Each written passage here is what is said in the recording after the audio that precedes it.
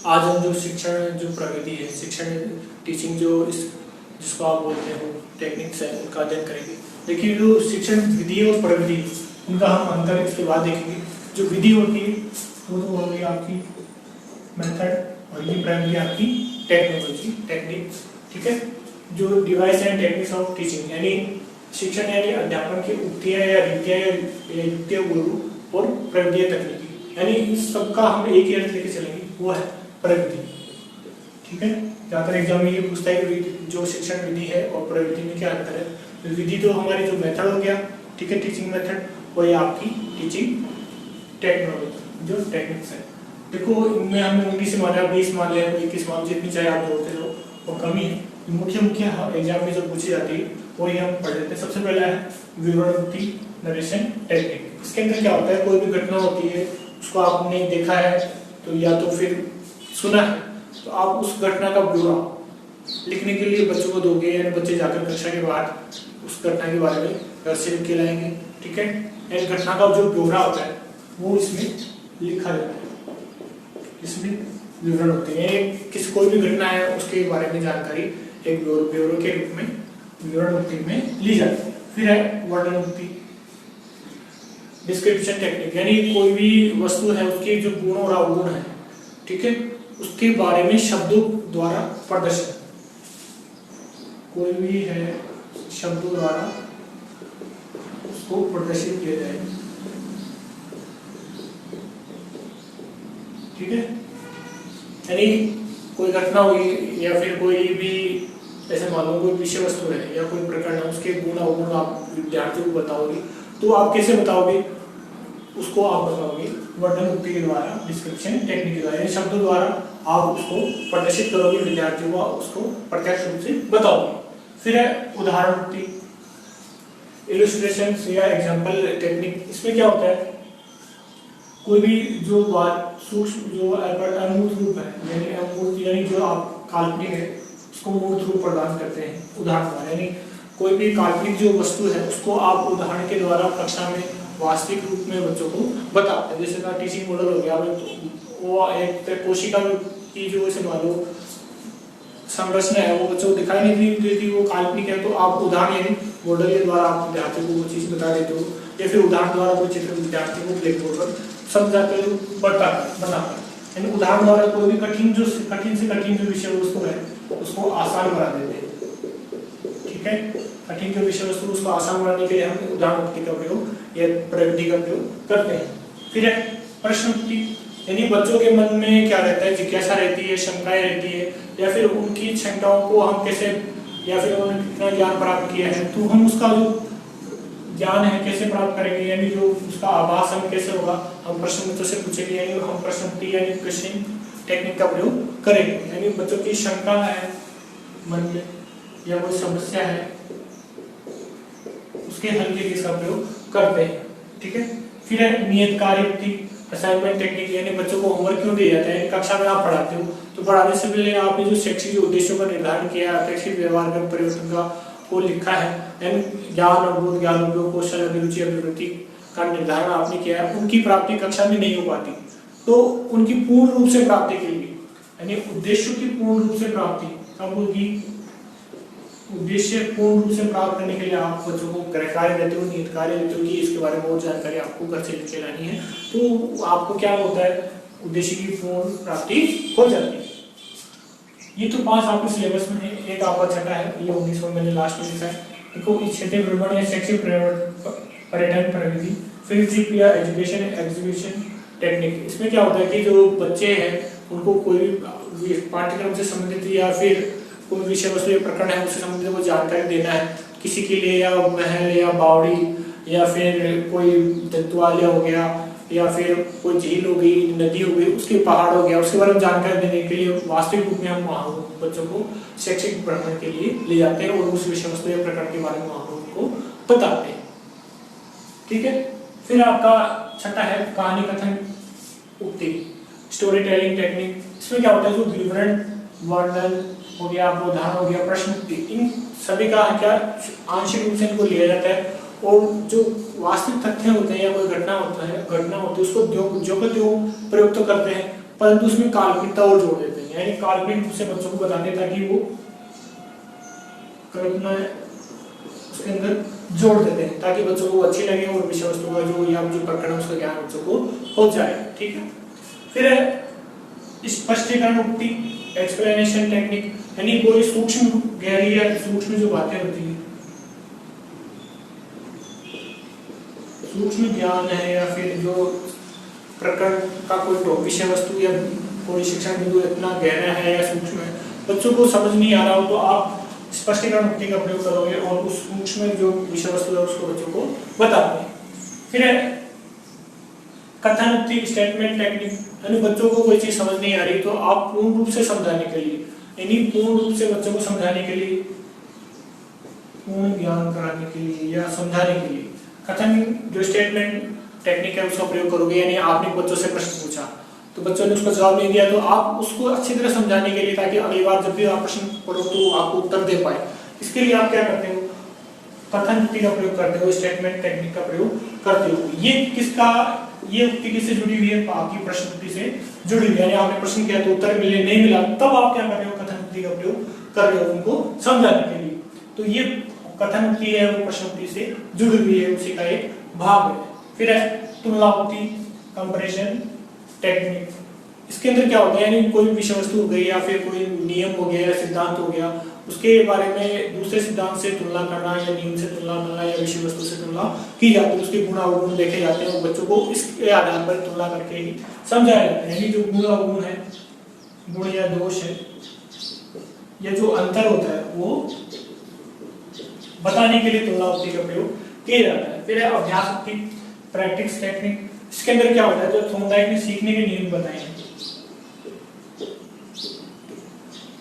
उन्होंने ये कहा कि अभ्यास उक्ति तो अभ्यास, लगातार अभ्यास से कोई भी विषय वस्तु के बारे में ज्ञान ग्रहण किया जा सकता है चाहे कोई भी हो। इसके अंदर देखो जो बच्चा या जो विद्यार्थी है, छात्र है, वो क्या करेगा, कोई मानचित्र बनाता है या फिर कोई चित्र बनाता है या कोई भी कार्य करता है तो उसके अंदर वो पहली बार में सही उसको नहीं कर पाता, यानी उसने अगर भारत का मानचित्र बनाया तो भारत की जगह वो कुछ और ही बना देता है। ठीक है, तो लगातार वो अभ्यास करता जाता है, अभ्यास करता जाता है, 4-5 बार 6 बार 7 बार लगातार वो अभ्यास करके इतना पारंगत हो जाता है कि वो भारत का मानचित्र बनाना सीख जाता है। तो बार बार अभ्यास करने से वो चीज बच्चों को आ जाती है। इसलिए उन्होंने थॉर्नडाइक ने भी ये बताया था, इन्होंने प्रयोग किया था बिल्ली का, बिल्ली को उन्होंने पिंजरे में बंद किया। ठीक है, और बाहर एक थाली के अंदर क्या रख दिया, मछली का टुकड़ा रख दिया। ठीक है, बिल्ली भूखी थी, वो चारों घूमते गई पिंजरे में, पिंजरे का एक ही दरवाजा था, उसका एक लीवर था, उसको दबाने से खुल सकता। बिल्ली को नहीं पता, बिल्ली में इतना दिमाग थोड़ी ना होता है, तो बिल्ली ने क्या किया, गलती से उस लीवर को दबाया और बाहर आके इसको खा लिया। फिर अगले दिन फिर रखा तो धीरे धीरे क्या हुआ, बिल्ली को पता लग गया ये क्या लीवर है, ये बटन है, मुझे इसको दबाते हैं, वो बाहर आएगी और खाना खा लिया। तो बिल्ली क्या है, फिर जैसे उसने उसको बंद किया तो जैसे वो उसको बंद करता वो बटन दबाती बाहर आ जाती, यानी वो लीवर दबाती बाहर आती, यानी उसको ये बाहर निकलना वो सीख गई, पिंजरे से बाहर आना वो सीख गई, बार बार अभ्यास से वो चीज सीखी जाती है। फिर है अवलोकन प्रविधि, ऑब्जर्वेशन टेक्निक। इसमें क्या होता है, जो विद्यार्थी होते हैं वो क्या करते हैं, किसी विषय वस्तु को देखने के लिए जाते हैं, यानी अध्यापक उनको स्वतंत्र छोड़ देता है कि कोई विषय वस्तु है या कोई चित्र है या कोई मॉडल हो या जो भी सामग्री उसको आप देखो और अपने अभ्यास पुस्तिका में उसके बारे में जानकारी आपको लिखनी है। तो बच्चे उसको देखते हैं, अवलोकित करते हैं और उसके बारे में जानकारी लिख के लाते हैं, इससे उनको उस विषय वस्तु का ज्ञान हो जाता है। ये रुचिकर भी होता है बच्चों के लिए। फिर है नाटकीय अभिनयकरण प्रविधि, ड्रामेटिक टेक्निक। इसके अंदर क्या होता है, बच्चों को नाटक का आयोजन करवाया जाता है। कोई अगर पाठ्यक्रम से मुझे कोई भी नाटक हो गया, जैसे महाराणा प्रताप का नाटक हो गया, तो महाराणा प्रताप के बारे में जानकारी उनको खुद ही निकालनी होगी बच्चों को, उनका जन्म कब हुआ, उनके माता पिता कौन थे, उन्होंने कैसे शासन किया, कैसे मुगलों से संघर्ष किया, तो सारी चीज बच्चे खुद ही उसके बारे में निकालेंगे। और फिर जब वो नाटक या अभिनय करेंगे तो उनमें सामूहिक जो भावना है वो जागृत होती है, उन्हें एक दूसरे का वो सहयोग करते हैं, भाई देर से क्या गलती हो रही है मैं सुधार लेता हूँ, यानी एक दूसरे का सहयोग करके वो नाटक का आयोजन करते हैं। तो इसमें सामाजिक जो भावना है उनकी वो बढ़ती है। फिर आपका अगला परीक्षा प्रवृत्ति, एग्जामिनेशन जो टेक्निक है, उसके अंदर क्या होता है, ऐसे मान लो जैसे हर साल आपको पता है परीक्षा का आयोजन किया जाता है, तो वार्षिक परीक्षा तो होती है, फिर मासिक परीक्षाएं भी होती है, और जो प्रथम जांच, द्वितीय जांच, अर्धवार्षिक, और ये परीक्षा भी होती है। तो बच्चों का जो साल भर का बच्चों ने क्या सीखा है, क्या ज्ञान लिया है, उसका मूल्यांकन करने के लिए हम परीक्षा का आयोजन करते हैं। यानी उसके द्वारा हमें बच्चों की जो प्रगति है उसकी जानकारी होती है, और अध्यापकों को ये पता होता है कि मैंने जो पढ़ाया साल भर कि उसका जो ज्ञान है बच्चों को कितना हुआ है। यानी बच्चों के द्वारा ही उसे पता लगता है कि मेरी क्या अच्छाइयाँ हैं पढ़ाने की और क्या मेरी कमियाँ रह गई। फिर है परिचर्चा या संगोष्ठी या प्रविधि सेमिनार, यानी कोई समस्या है उसका हल निकालने के लिए एक सेमिनार का आयोजन हम करते हैं, और मैंने इसके बारे में एक वीडियो बनाया है और उसका लिंक है मैं डिस्क्रिप्शन में दे दूंगा। फिर है सिंपोजियम प्रविधि, सिंपोजियम टेक्निक है जो आपके प्लेटो साहब है,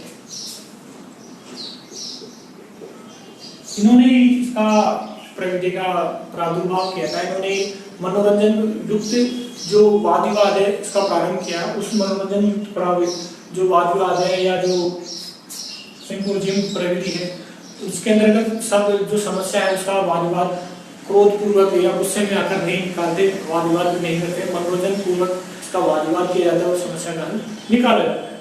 फिर है पैनल चर्चा प्रविधि, जिसे हैरी ओवर स्ट्रीट या पैनल डिस्कशन जो टेक्निक है इसके बारे में बताया। यानी पैनल बैठता है और उसके श्रोतागण होते हैं, कैसे पैनल बनाया जाता है, संयोजक कौन है, अध्यक्ष कौन है, ये सब निर्धारित किया जाता है और समस्या का हल निकाला जाता है।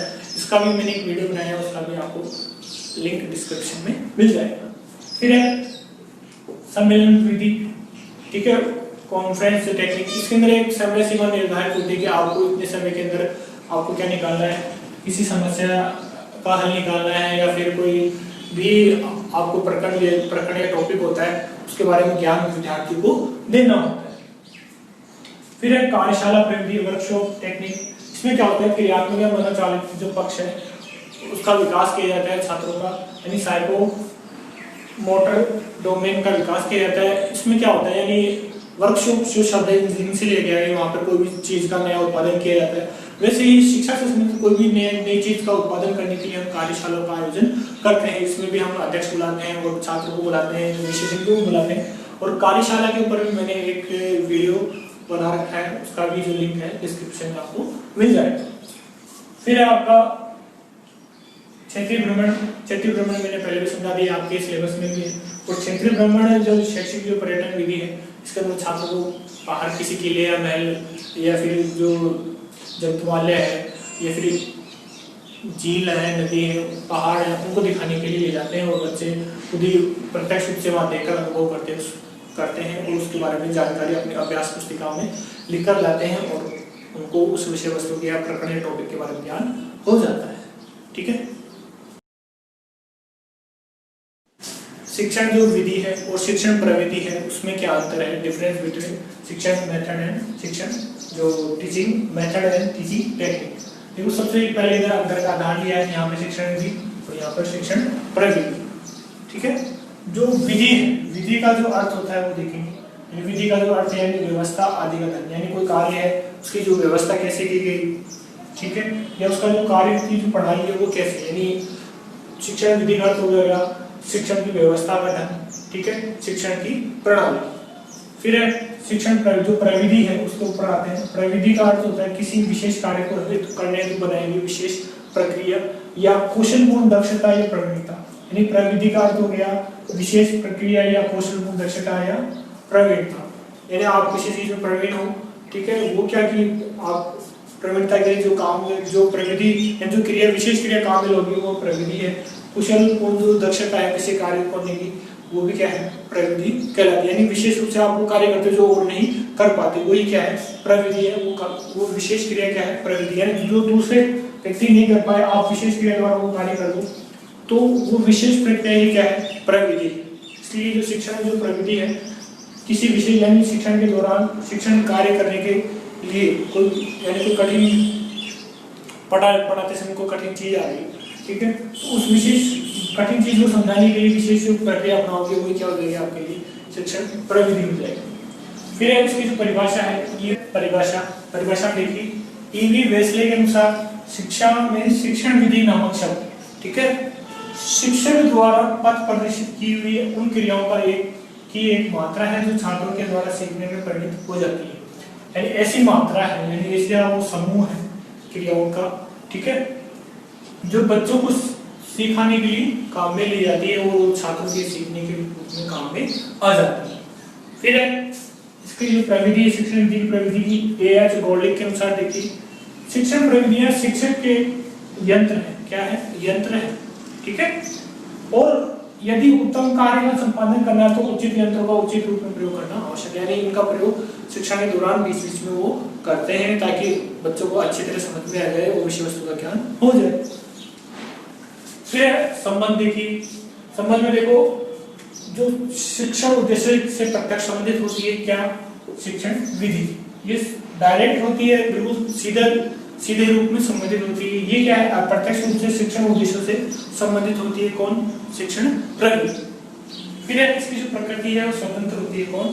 ये है शिक्षण विधि। और ये है शिक्षण विधि पर ही निर्भर होती है। कौन? प्रकृति। यानी ये तो हो गई संकुचित हो गई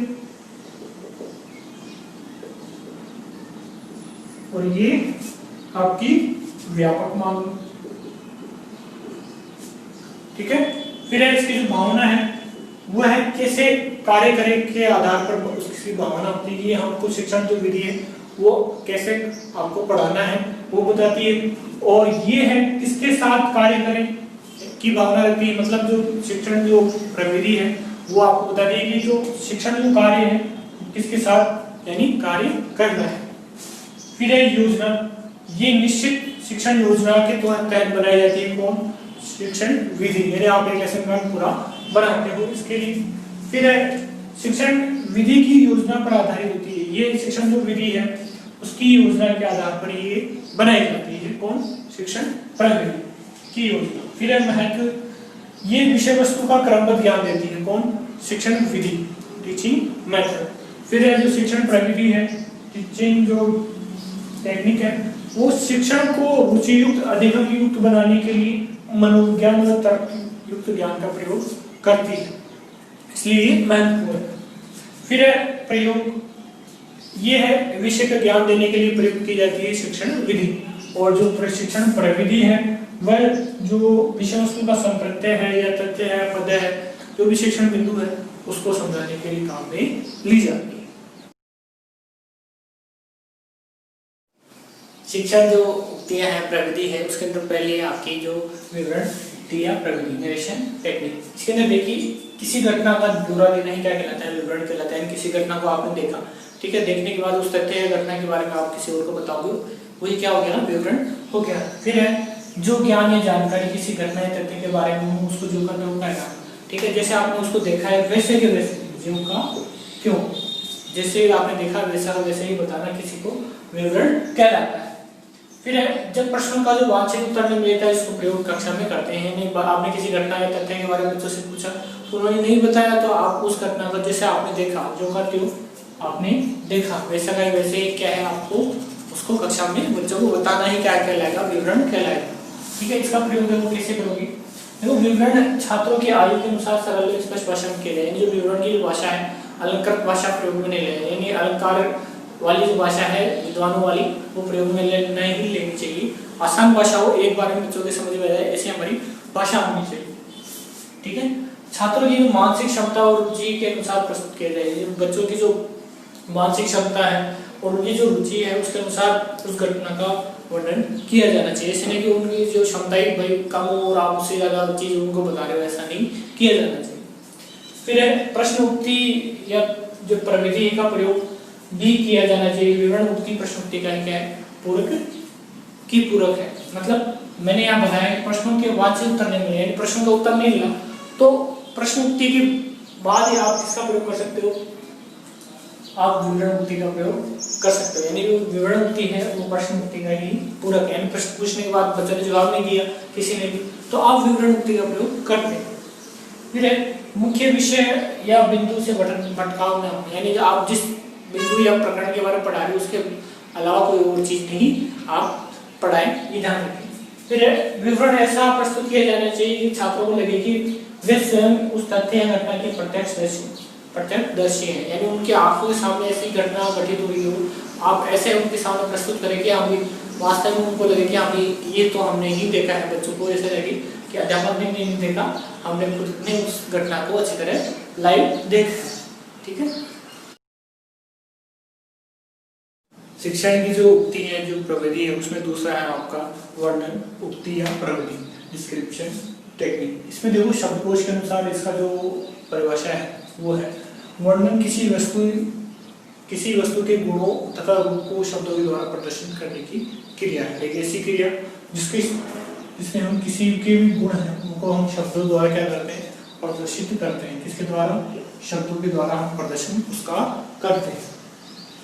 ठीक है, किसी घटना, दृश्य तथा एवं सिद्धांतों का विस्तृत विवरण प्रस्तुत किया जाता है इसके अंदर। यानी जो ये जो प्रविधि या जो उक्ति है उसके अंदर किसी हम घटना, दृश्य या सिद्धांत का विस्तृत विवरण है, बहुत सारा उसमें जो जानकारी हम उसमें देते हैं। घटना का चित्र छात्र के मस्तिष्क में निर्मित हो जाता है, यानी हम इस प्रकार उसका वर्णन करते हैं किसी घटना, तथ्य, सिद्धांत का, कि उनके जो मस्तिष्क है, ठीक है, बच्चों की, उसके अंदर उसका चित्र निर्मित हो जाता है। किसी प्रत्यक्ष तथ्य यानी जो दिखाई नहीं दे, ठीक है, वास्तविक रूप में जो चीज दिखाई नहीं दी को छात्रों को मस्तिष्क में कल्पना के माध्यम से प्रत्यक्ष चित्रांकन कर सकते हैं। किसके माध्यम से? हम वर्णन उक्ति के माध्यम से। यानी हम किसी चीज के या घटना के बारे में इतना अच्छा वर्णन करें कि छात्रों को वो प्रत्यक्ष तथ्य भी क्या लगे कि हाँ भाई उनके मस्तिष्क में कल्पना के आधार पर वो खुद ही उसको बना लेंगे, इसका ये प्रत्यक्ष चित्र ऐसा होगा। इसका प्रयोग वो कैसे करेंगे? तो जो वर्णन है स्वाभाविक होना चाहिए, उसमें कृत्रिमता या फिर बनावटीपन नहीं होना चाहिए। बिल्कुल धारा प्रवाह के रूप में आप उसको वर्णन करें, आत्मविश्वास आपका होना चाहिए और अध्यापन इसमें पारंगत होना चाहिए वर्णन कला के अंदर। यानी आपको वर्णन करने का जो तरीका है वो आना चाहिए। ठीक है, वो बार बार अभ्यास करोगे तो आ जाएगा। फिर भाषा क्या है? सरल हो, स्पष्ट हो, रोचक हो, ताकि बच्चे उसमें इंटरेस्ट ले सके, उनको समझ में आएगा तो ही तो वो उसके अंदर इंटरेस्ट लेंगे, उसको सुनेंगे। फिर प्रश्न उक्ति या प्रविधि के पूरक के रूप में काम में ली जानी चाहिए। यानी जो प्रश्न, जो उक्ति है या प्रविधि है, उसके अगर आपने कोई प्रश्न पूछा, बच्चों ने उसका जवाब नहीं दिया, तो उस प्रश्न उक्ति के पूरक के रूप में आप उसका प्रयोग करते हैं। किसी बच्चे ने प्रश्न का जवाब नहीं दिया तो आप वर्णन करके उन बच्चों को वो चीज समझा सकते हो। ठीक है, तो ये पूरक क्या मान सकते हो? आपको प्रविधि मान सकते हैं। किसको? वर्णन उक्ति को। किसकी? प्रश्न उक्ति। यानी प्रश्न पहले किया, फिर आपने वर्णन उक्ति का प्रयोग किया जब जवाब नहीं मिला। वर्णन के मध्य आने वाले मुख्य विषय वस्तु, ठीक है, वर्णन कर रहे हो कोई चीज, ठीक है, उसकी कोई मुख्य मुख्य बातें हैं, श्यामपट पर अंकित की जानी चाहिए। श्यामपट पर आप उसको लिखोगे। छात्र श्यामपट 60, यानी श्यामपट जो विषय लिखी आपने अपनी अभ्यास पुस्तिका में नोट कर सकते। ठीक है, शिक्षक विषय वस्तु से न भटके, ना भटके, हमें पढ़ा रहे क्या है, वर्णन क्या कर रहे हैं, कहीं वो अध्यापक की खुद ही चला जाए, ऐसा नहीं। ठीक है, अपनी जो विषय वस्तु है उसके ऊपर ध्यान केंद्रित करके ही वर्णन करना चाहिए। छात्र ध्यानपूर्वक सुने जिससे उद्देश्य की प्राप्ति हो सके। यानी आपको ही ध्यान रखना होगा कि बच्चे अनुशासित रहे और आपकी जो बातें हैं वो ध्यानपूर्वक सुने, आपका वर्णन है वो ध्यानपूर्वक सुने, तो ही आपको शैक्षिक उद्देश्यों की प्राप्ति हो पाती है। फिर एक विचार बार बार नहीं दोहराया जाना चाहिए। यानी एक ही विचार बार बार बताओगे तो बच्चे देखेंगे ये जो बार बार वही चीज आ रही है, तो कोई मतलब नहीं रहेगा आपका वर्णन करने का। फिर अध्यापक कथन की गति नियंत्रित और संयत होनी चाहिए। ऐसे नहीं एक ही लाइन में एक ही सांस में सब कुछ बोल दिया, ऐसा नहीं। आपका जो वर्णन करने का तरीका है वो अच्छा होना चाहिए और आपका जो उच्चारण है वो भी क्या हो, स्पष्ट हो, ताकि बच्चों के वो चीज समझ में आ जाए। तीसरा है आपका उदाहरण उक्ति या प्रविधि। ठीक है, एग्जाम्पल और इलिस्ट्रेशन टेक्निक। इसके अंदर देखो जो सूक्ष्म जो विचार है, जो गहराई जो गहरा ज्ञान होता है, ठीक है, बच्चों को स्पष्ट करने के लिए हम किसका प्रयोग करते हैं? उदाहरण उक्ति या प्रविधि का प्रयोग करते हैं। इसमें अमूर्त विचार है उसको मूर्त रूप प्रदान करते हैं, यानी जो बिल्कुल दिखाई नहीं देती। ठीक है, जैसे वो भगवान की मूर्ति दिखाई नहीं देती, हम उस मूर्ति को बना लेते हैं। ठीक है, तो वो क्या हो गया? मूर्त हो गया। यानी अमूर्त जो हमें दिखाई नहीं दे रहा उसको दिखाई देने योग्य बना देते हैं। कठिन सिद्धांत को बोधगम्य बनाने के लिए उदाहरण उक्ति का प्रयोग करोगे।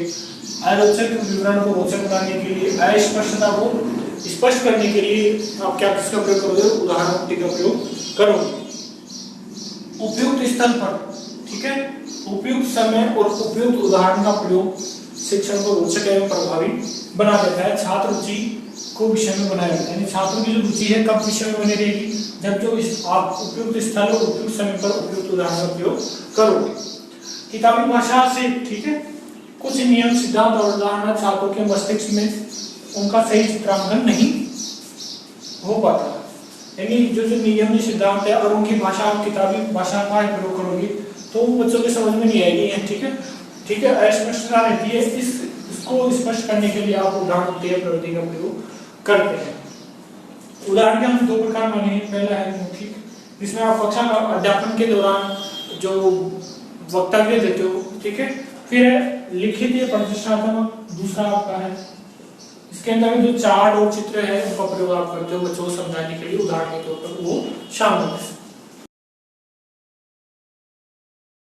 उदाहरण उक्ति है, उसका जो प्रयोग है वो देखते हैं। देखिए, परिस्थिति का निर्माण होने के बाद चुने हुए उदाहरण प्रयोग में लिए जाना चाहिए। कक्षा की परिस्थिति ऐसी होनी चाहिए या फिर जो ऐसा स्थान जहां पर आप उदाहरण का प्रयोग करें वहीं उदाहरण का प्रयोग किया जाना चाहिए। पूर्व ज्ञान से जुड़ा हुआ होना चाहिए, जो उदाहरण है बच्चों के पूर्व ज्ञान से जुड़ा हुआ होना चाहिए, उससे संबंधित जानकारी या बच्चों ने उस उदाहरण को बाहर क्लास से बाहर भी देखा हो वास्तविक रूप में, ठीक है, ऐसा उदाहरण प्रयोग में लिया जाना चाहिए। बच्चे उसको जानिए नहीं, भाई अचानक उसके उनके सामने ला के रख वो तो उनके लिए अजूबा हो जाएगा, ये क्या अजूबा रुचि या अध्यापन ले आए, ठीक है, उनको उसके बारे में थोड़ी जानकारी होनी ही चाहिए। व्यक्तिगत आक्षेपात्मक उदाहरण नहीं होना चाहिए, यानी बच्चों के ऊपर कोई गरीब छात्र है तो आप उसको क्लास में से नहीं बताओगे ये गरीब है तो आज हम गरीबी पढ़ाएंगे, ऐसा नहीं, ठीक है। तो व्यक्तिगत आप कोई आक्षेप किसी छात्र पर नहीं लगाए, इसलिए आप ऐसे उदाहरण प्रयोग में नहीं लें। फिर भाषा सरल हो, स्पष्ट हो, जिससे छात्र समझ सके। ऐसी भाषा नहीं हो कि उदाहरण पहले तो बच्चे छात्र क्या कर समझ, भाषा आसान है, भाषा पहले समझेंगे छात्र फिर उदाहरण समझेंगे, पहली भाषा दूसरे नंबर पे उदाहरण समझेंगे, इसलिए भाषा आसान होगी तो उदाहरण आराम से समझ जाएंगे। फिर उद्देश्य आधारित उदाहरण, ये उदाहरण है आपका जो शिक्षक आपके क्लास के जो उद्देश्य बनाए हैं उन उद्देश्यों के आधार पर बना होना चाहिए, नहीं कि भाई आप पढ़ा क्या रहे हो उसके उद्देश्य की पूर्ति नहीं हो तो वो उदाहरण आपकी काम कर नहीं होगा। फिर आवश्यकता अनुसार उदाहरण प्रयुक्त हो, यानी अनावश्यक उदाहरण किताब में भरे पड़े हैं तो आप उन सब का प्रयोग करें, ऐसा नहीं, जो आवश्यक उदाहरण है उन्हीं का प्रयोग करें। यानी कई बार एक उदाहरण है उसकी जगह 10 उदाहरण दिए हुए होते हैं, जबकि एक ही उदाहरण की आवश्यकता होती है, 10 उदाहरण देने की आवश्यकता नहीं होती, यानी एक ही दो उदाहरण उसको बार बार रिपीट करके बताना सही है। छात्रों की जो आयु है मानसिक स्तर के अनुसार उदाहरण होना चाहिए, छात्र अगर 10वीं क्लास का है तो 10वीं क्लास के अनुसार छात्र उदाहरण प्रयोग में लिए जाने चाहिए, अगर 5वीं क्लास में तो 5वीं कक्षा के विद्यार्थी के अनुसार उदाहरण का प्रयोग किया जाना चाहिए। फिर तालिका के साथ चित्र का भी प्रयोग है, कई अगर तालिका बनाएंगे उसको समझाने के लिए ग्राफ चित्र भी प्रयोग में आप ले सकते हो, या फिर कोई सा चित्र उसको समझाने के लिए आप प्रयोग में ले, ठीक है। प्रश्न जो प्रविधि है, उक्ति है, क्वेश्चन जो टेक्निक है उसको देखेंगे आज। देखिए कक्षा में सर्वाधिक ये प्रचलित होती है क्योंकि जो बच्चे और अध्यापक है, ठीक है, वो प्रश्नोत्तर से लगातार अध्यापन और जो अधिगम है वो करते रहते हैं। कुशल अध्यापक के लिए अनिवार्य युक्ति है क्योंकि जो कुशल अध्यापक होगा बच्चों को ध्यान कक्षा में विषय वस्तु के ऊपर बनाए रखने के लिए लगातार प्रश्न करेगा, बच्चे को उत्तर देते जाते हैं। सफल एवं प्रभावी अध्यापन की कसौटी है, और जितना अच्छा अध्यापक होगा वो उतने ही अच्छे प्रश्न बनाएगा, ठीक है। ये क्या है, विषय वस्तु को बोधगम्य और सरल बनाता है, यानी शिक्षण को बोधगम्य और सरल बनाने में काम आता है। कौन सा प्रश्नोक्ति अधिगम के सुविधापूर्वक जो अंतरण है उसके लिए भी काम आता है, यानी बिल्कुल आसानी से वो जो अधिगम है बच्चे वो चीज सीख जाए, इसके लिए हम प्रश्नोक्ति का प्रयोग करेंगे। छात्रों को मानसिक रूप से सक्रिय बनाने है, यानी छात्र का ध्यान कर मन है हमारा एक जगह टिकता नहीं, बच्चों द्वारा व्याख्यान विधि के द्वारा पढ़ाते जाए तो लगातार भाषण से या तो नींद आएगी या फिर उनका ध्यान घर पे कहीं और चला जाएगा या खेल के मैदान में चला जाएगा। उनसे प्रश्न पूछते रहोगे तो उनका ध्यान कक्षा में रहेगा कि हम आगे जो अध्यापक है वो प्रश्न नहीं पूछ ले उन्होंने जो पढ़ाया है। पाठ को रुचि बनाने के लिए भी भाई बच्चों की जो रुचि है कब जागृत होगी, आप उनसे प्रश्न पूछोगे तो उनके अंदर हो जाएगा जिज्ञासा होगी, इसलिए रुचि के लिए भी हम प्रश्नोक्ति का प्रयोग करते हैं। प्रश्नों के जो प्रयोग के आधार पर जो प्रकार है उनका अब हम अध्ययन करते हैं। हमने क्या इनके केवल 4 प्रकार माने हैं, ठीक है, जो हम अध्यापन कराते हैं उस वक्त। पहला है अभिप्रेरणात्मक जो प्रश्न होता है, मोटिवेशन जो क्वेश्चन है, जिसमें जो छात्रों का जो जिज्ञासा स्तर है वो बढ़ाने के लिए और पूर्व ज्ञान कितना है छात्रों को विषय वस्तु के बारे में वो बताने के लिए, ऐसे मान लो जो प्रस्तावना संबंधी जो प्रश्न होते हैं वो इसमें शामिल होते हैं। ठीक है, जो आप प्रस्तावना प्रश्न करते हैं ना, ठीक है, वो इसमें शामिल है। फिर है विकासात्मक प्रश्न, डेवलपमेंट क्वेश्चन, जो पाठ के विकास के साथ साथ हम प्रश्न करते रहते हैं, यानी विकासात्मक जो प्रश्न है उनको बोलते हैं। यानी 3 शिक्षण बिंदु तो 3 बार हम 4 या 5 जो है विकासात्मक प्रश्न करते हैं। फिर है आवृत्त्यात्मक प्रश्न, रिपीटेटिव क्वेश्चन, जो पुनरावृत्ति के लिए करते हैं, यानी बार बार जो छात्र है जैसे एक शिक्षण बिंदु पूरा गया तो उस शिक्षण बिंदु के बारे में क्या जानना चाहते हो उसके बारे में हम बच्चों से बीच में प्रश्न पूछ लेते हैं और ये पाठ के विकास के साथ साथ अधिगम स्तर को जानने में हमारी सहायता करते हैं। फिर है मूल्यांकन प्रश्न, एवल्यूएशन क्वेश्चन, ये छात्र हमारे जो उद्देश्य हमने बनाए थे, ठीक है, उन उद्देश्य की प्राप्ति हमें कहाँ तक हो पाई है और अर्जित ज्ञान के क्या क्या आयाम हमें मिल चुके हैं छात्रों से, उसको पता लगाने के लिए हम मूल्यांकन प्रश्न करते हैं। अच्छे प्रश्न की जो विशेषताएं हैं, कैरेक्टरिस्टिक्स ऑफ गुड क्वेश्चन, उनको हम देखेंगे। देखिए ये जो पहला है प्रश्न क्या है, सरल होना चाहिए, शुद्ध और स्पष्ट भाषा में होना चाहिए, यानी जितना प्रश्न आसान होगा बच्चे तुरंत उसको समझ पाएंगे, उतनी ही जल्दी उसका उत्तर सही ढंग से वो दे पाएंगे। फिर है तारतम्यता, यानी आपने एक प्रश्न किया उसका जो उत्तर आ रहा है उसी से आपने नया प्रश्न बना दिया, वो तारतम्यता होनी चाहिए। यही बच्चों को लगना चाहिए कि हमें लगातार प्रश्न हमसे पूछे जा सकते हैं, यानी हमने उत्तर दे दिया, उत्तर से आप जब तुरंत एक नया प्रश्न बनाओ तो वो भी विशेषता उनकी होनी चाहिए। फिर है विचार उत्तेजक, यानी जो विद्यार्थी की मानसिक शक्ति है, बौद्धिक क्षमता है, उसका विकास हमारे जो प्रश्न है वो कर सके, ऐसे वो हमारे प्रश्न होने चाहिए। जो प्रश्न है उनकी विशेषताओं के लिए सबसे महत्वपूर्ण है कि जो प्रश्न होते हैं वो क्या होने चाहिए, विद्यार्थियों में नई नई कल्पना या विचार लाने वाले होने चाहिए। फिर विशेषता भी गुण मान जाता है प्रश्नों का, यानी आपने प्रश्न किया तो उसका एक अभिष्ट उत्तर ही मिले, यानी ऐसे नहीं कि एक ही प्रश्न के 3-4 उत्तर मिल रहे होंगे तो बिल्कुल विद्यार्थी भी क्या होंगे, कंफ्यूज हो जाएंगे, ऐसे प्रश्न आप न करें, यानी विशिष्टता उनमें अंदर होनी चाहिए। फिर है उद्देश्यपूर्णता, यानी जो प्रश्न है वो उद्देश्यों के आधार पर आधारित होना चाहिए, आपके शिक्षण का जो उद्देश्य है, ठीक है, उसके ऊपर ही आप क्या बनाए, प्रश्न बनाए ताकि आपको उद्देश्य की पूर्ति हो सके। फिर ये क्या है, जिज्ञासा बढ़ाने वाला होना चाहिए, प्रश्न आप करोगे तो विद्यार्थी के अंदर उस विषय को पढ़ने या उसके बारे में सीखने की क्या होगी, जिज्ञासा होगी, ऐसे प्रश्नों का उपयोग किया जाना चाहिए। फिर है शंका समाधान हेतु, जो शंका है, कोई भी अगर मन में कोई समस्या आई विद्यार्थी की, उसके समाधान से युक्त होना चाहिए, यानी उसका समस्या का समाधान वो कर सके, ऐसा जो प्रश्न है उसकी क्षमता होनी चाहिए। फिर व्यवस्थित ज्ञान हेतु, यानी प्रश्न और उत्तर भी है, प्रश्न हम करेंगे विद्यार्थी उत्तर देंगे, फिर या तो व्याख्यान करेंगे हम, उससे क्या होगा कि एक व्यवस्था बन जाएगी और जो प्रश्न है उससे जो व्यवस्थित ज्ञान छात्रों को मिलता है और बच्चे जल्दी ही सीख पाते हैं। अब हम जो दोषपूर्ण प्रश्न है उनके बारे में देखते हैं, यानी उनमें कोई ना कोई ऐसे प्रश्न या ऐसे क्वेश्चन उनमें कोई ना कोई मिस्टेक रह जाती है, उनका प्रयोग आप पाठ के दौरान नहीं करें। पहला है प्रतिबंधात्मक प्रश्न, यानी जो विचार प्रवाह को रोकने वाले होंगे। अगर आपने प्रस्तावना प्रश्न में ही अगर भारी भरकम प्रश्न प्रयुक्त में ले लिया, यानी विचारधारा को रोक दिया, तो वहां पर वो क्या है, बिल्कुल निरर्थक हो जाएगा। यानी आपको ऐसे प्रश्नों का प्रयोग किया जाना चाहिए जो प्रतिबंध नहीं लगाए विचारों के ऊपर विद्यार्थियों की, यानी विचार ऐसे प्रश्न ऐसे होने चाहिए जो प्रस्तावना प्रश्न में जो विचारों को बढ़ाए ताकि वो पूर्व ज्ञान को आप जो नवीन ज्ञान से जोड़े। फिर है पदलोपी प्रश्न, यानी छात्र प्रश्न की रिक्त स्थान पूर्ति नहीं करे, यानी ऐसे प्रश्न नहीं होंगे, ऐसे प्रश्न नहीं होने चाहिए कि छात्रों को लगे ये क्या है, रिक्त स्थान वाले प्रश्न है, नहीं ऐसे नहीं।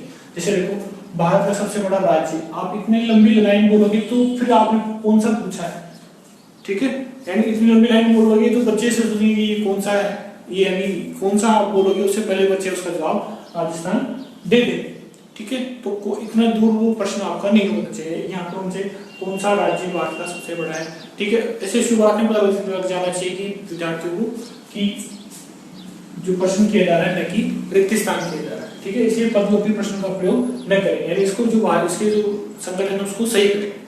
फिर है संकेतात्मक प्रश्न नहीं करने चाहिए आपको। हाँ या ना वाले प्रश्न आपको कभी भी पाठ के दौरान नहीं करने चाहिए। हाँ या ना का जवाब आपको पाठ के दौरान नहीं लेना चाहिए। फिर पुष्टिकरण प्रश्न, यानी शिक्षक छात्रों से कथन का समर्थन करने के लिए करते हैं, यानी जैसे ऐसा है ना, मैंने ठीक कहा है ना, यानी है ना कहा है ना, ऐसे प्रश्न आप पाठ के दौरान नहीं करते।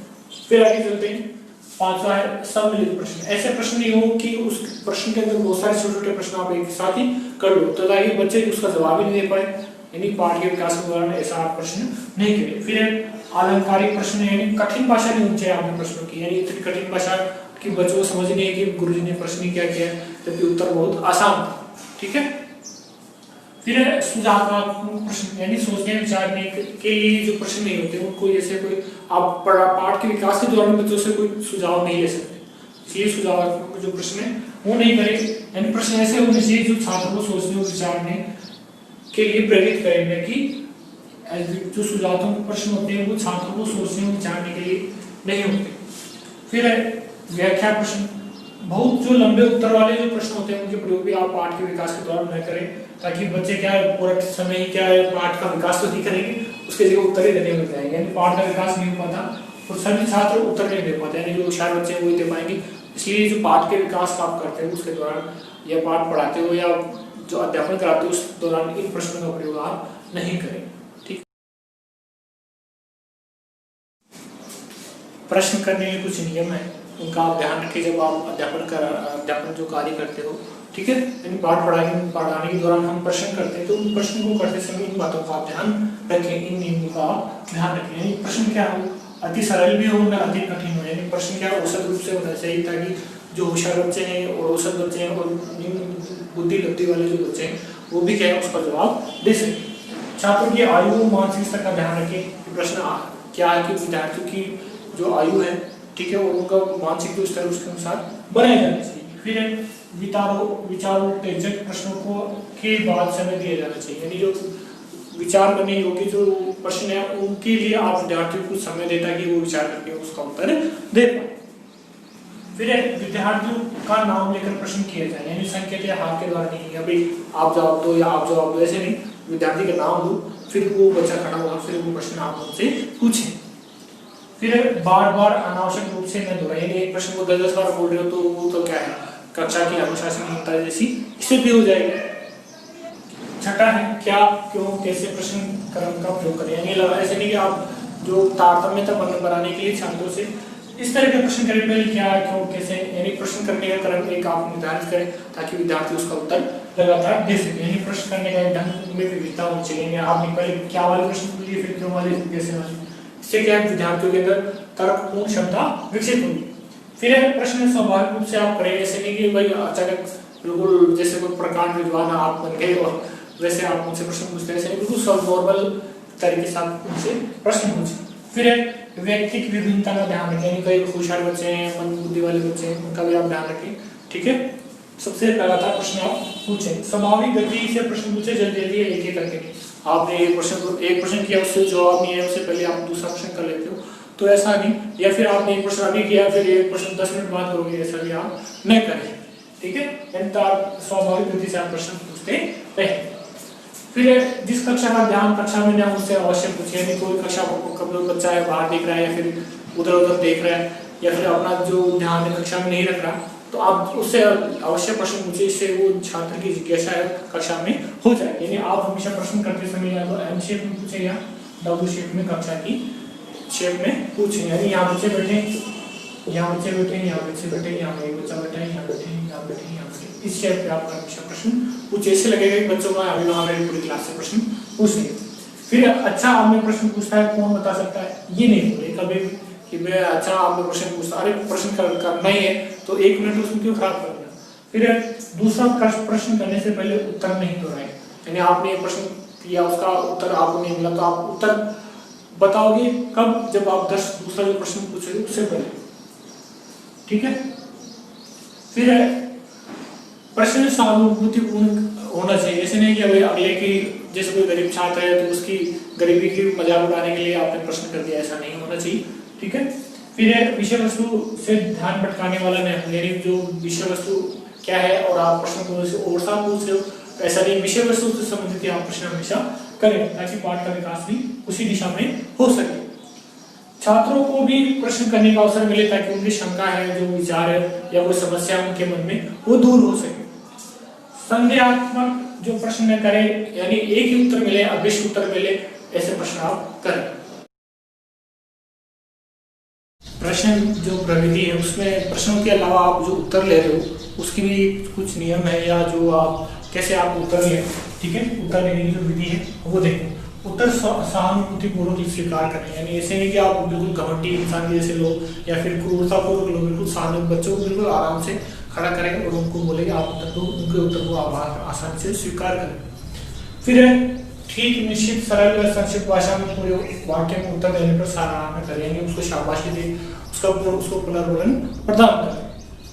अशुद्ध उत्तर देने पर बढ़ समय या ताड़ना उपयुक्त नहीं, यानी कोई गलत उत्तर दे रहा है तो उसको ऐसे नहीं छड़ी लेके पिटाई शुरू, ऐसा नहीं करें, ठीक है। फिर गलत उत्तर देने वाले छात्र को सही उत्तर सुनने के बाद ही सही उत्तर देने को कहें, यानी अगर एक विद्यार्थी ने गलत उत्तर दिया और दूसरा विद्यार्थी अगर सही उत्तर दे रहा है उसके उत्तर को सुनने के बाद उसको बोलेंगे कि अब बताओ भाई इसने क्या जवाब दिया, तो वो जवाब सुनने के बाद फिर आप उसको बैठाएं। फिर अधूरे वाक्यों के उत्तर को अस्वीकार कर उसी समय, यानी तुरंत ही आपको बोलना है कि अधूरा वाक्य नहीं पूरा वाक्य बोले, यानी उसी समय छात्रों को पूरा उत्तर देने को कहें, ठीक है। सामूहिक उत्तर देने की प्रवृत्ति को उसी समय रोकें, यानी सामूहिक रूप से कोई उत्तर दे रहे छात्र तो बिल्कुल गलत, इससे क्या होगा, कक्षा अनुशासनहीनता की स्थिति हो जाएगी कक्षा के अंदर। तो आप एक एक करके बच्चों को बोलेंगे जिसको उत्तर आ रहा है तो उनको आप खड़े करते जाओ और उनसे जवाब लेते जाओ। सही उत्तर को श्याम पट पर लिखे, दोहराए नहीं। आप कुछ सही उत्तर आ गया उसको बार बार नहीं दोहराए, एक बार श्याम पट पर लिख दो, जो मुख्य बिंदु है उनको आप श्याम पट पर लिख दो, बच्चे को कॉपी में उतार लें, ठीक है। नियत कार्य जो उक्ति है, प्रविधि है, असाइनमेंट टेक्निक, ठीक है, जिसको हम कार्य निर्धारण उक्ति भी कह सकते हैं, ठीक है। इसके अंदर में देखो ये सबसे अधिक महत्वपूर्ण मानी जाती है कौन सी, नियत कार्य जो प्रविधि है। इसमें क्या होता है, शिक्षण आपने कोई भी चीज आपने पढ़ाई क्लास में, बच्चों को उसका ज्ञान हो गया, उस ज्ञान के आधार पर हम बच्चों को कुछ भी कार्य देते हैं, वो कार्य अध्यापक अपने मार्गदर्शन में वो करवाता है कि आपको ये कार्य ऐसे करना है, तो विद्यार्थी उस कार्य को संपन्न कर पाते हैं, ठीक है। जिन उद्देश्यों की पूर्ति न हो सके उनकी पूर्ति करने के लिए भी ये जो नियत कार्य जो प्रविधि है उसका प्रयोग किया जाता है। जो उद्देश्य आपकी उनको आप नहीं प्राप्त कर सकते वो उद्देश्य भी आप इसके द्वारा प्राप्त कर सकते हैं। पाठ से संबंधित कार्य शिक्षार्थियों को करने के लिए दिया जाता है, जो कक्षा के अंदर भी आप दे सकते हो, कक्षा के बाहर भी दे सकते हैं। अगर प्रयोगशाला का कार्य है तो प्रोजेक्ट विधि का कार्य तो कक्षा के बाहर ही जाना पड़ेगा, कक्षा का कार्य कक्षा में कर सकते हैं। प्रयोगशाला विधि और प्रयोजन विधि के लिए सर्वोत्तम है, ये बात सबसे महत्वपूर्ण है। प्रतिदिन पाठ के जो अंत होता है उसके अंदर आप गृह कार्य के रूप में जो कार्य देते हैं वो भी क्या है, नियत कार्य है, और कक्षा कार्य के रूप में देते हैं वो भी क्या है, नियत कार्य। से गणित के अध्यापक है, उन्होंने एक सवाल करवा दिया, फिर अगला सवाल दूसरे बच्चों के लिए दे दिया, तो वो क्या हो गया, वो भी क्या हो गया, नियत कार्य है। इसमें दोनों ही शामिल है, जो कक्षा कार्य है और वो गृह कार्य है, दोनों ही इसमें शामिल है नियत कार्य। यह तर्क सिद्धांत लर्निंग बाय डूइंग शिक्षण सिद्धांत पर आधारित है। इससे क्या होता है, कोई भी व्यक्ति का खुद काम करेगा तो उसको स्थायी रूप से वो चीज याद हो जाती है, इसलिए क्या है, ज्ञान के स्थायीकरण में सहायता करता है कौन, नियत कार्य, ठीक है। फिर शिक्षण के पूरक रूप में प्रयोग किया जाता है, यानी शिक्षण आपने अध्यापन करा लिया, यानी आपने पढ़ा लिया क्लास में पढ़ाने के बाद यानी पाठ के अंत में आप इसका प्रयोग करते हैं, तो ये क्या है, एक पूरक के रूप में प्रयोग में लिया जाता है, ठीक है। फिर इससे क्या होता है, छात्र कठिनाई का ज्ञान रहता है, यानी विद्यार्थी अगर नियत कार्य पूर्ण रूप से कर लेते हैं तो आपको पता लगता है कि ये आसान था, अगर नहीं कर पाते तो आपको पता है कि ये क्या है, छात्र के लिए क्या है, कठिन है। इससे छात्र की कठिनाई का स्तर आपको पता लगता है। शिक्षण में आप क्या क्या सुधार करेंगे उसका ज्ञान भी आपको नियत कार्य से ही हो पाता है। नियत कार्य के जो प्रयोग है, ठीक है, प्रविधि की, वो देखिए छात्र को व्यक्तिगत अथवा समूह यानी पर्सनली या फिर ग्रुप में आप किसी भी कार्य को संपन्न करने के लिए निश्चित अवधि के लिए, ठीक है, अवधि क्या होगी, निश्चित अवधि होगी, उसके दौरान ये कार्य पूरा होगा। कार्य पाठ्य पुस्तक के अतिरिक्त भी आप दे सकते हो जो छात्र का मानसिक और जो बौद्धिक विकास कर सके। कार्य छात्रों की आयु और मानसिक स्तर के अनुसार होना चाहिए। ऐसे नहीं कि भाई आपने 5वीं क्लास के जो बच्चे हैं उनको आप 10वीं क्लास का नियत कार्य दे रहे हो, ऐसा नहीं होना चाहिए। कार्य अधिक मात्रा में न हो कि भाई वो क्लास में सारे दिन काम ही करते रहे या फिर घर पे सारे दिन वो काम में लगे रहे, कि केवल क्या हो शिक्षण के पूरक के रूप में, यानी आपके जो शिक्षण के जो उद्देश्य बनाए हैं उनकी प्राप्ति हो जाए जो रह गए, तो उसके लिए आप इसका प्रयोग करते हैं। अध्यापक का मार्गदर्शन होना चाहिए। ऐसे नहीं कि आपने ब्लैक बोर्ड में लिख दिया भाई इसके बारे में अपने आप ही करो, ऐसा नहीं, आपको बताया जाना, आप बताओगे छात्रों को आपको ये कार्य ऐसे करना है, इसमें ये कठिनाई आएगी, उन कठिनाइयों को दूर करते हुए आपको ये हल निकालना है। छात्र अध्ययन एवं कार्य के प्रति उचित प्रेरणा और प्रोत्साहन प्राप्त कर सके, यानी जो नियत कार्य ऐसा होना चाहिए छात्रों को उचित प्रेरणा दे और प्रोत्साहन भी दे, ताकि वो उस कार्य को अपना मानकर उसको पूरा कर सके।